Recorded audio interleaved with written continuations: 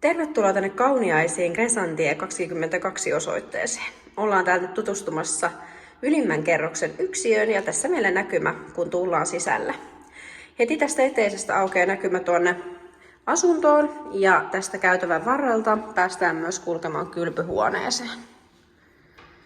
Kylpyhuone on tosi tilava ja siisti. WC ja suihku löytyy täältä oikealta. Ja kun kurkataan tänne sitten meidän vasemmalle puolelle, niin sieltä löytyy paikka pyykinpesukoneelle, pesuallas, jonka alapuolella allaskaappi ja peilikaappi vielä sitten kaverina.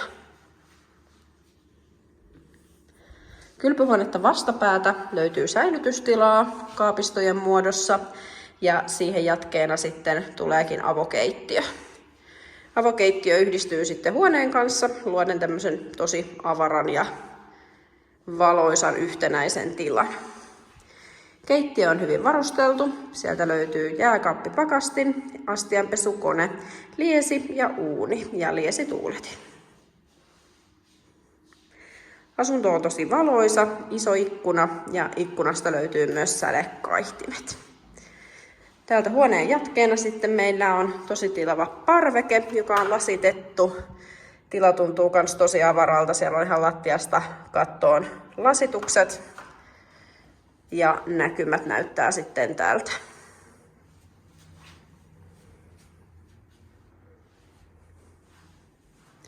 Ja tästä nähdään vielä asuntoa täältä toisesta suunnasta. Eli mikäli nyt kiinnostuit tästä kohteesta, voit käydä jättämässä hakemuksen osoitteessa www.asuntohakemus.fi.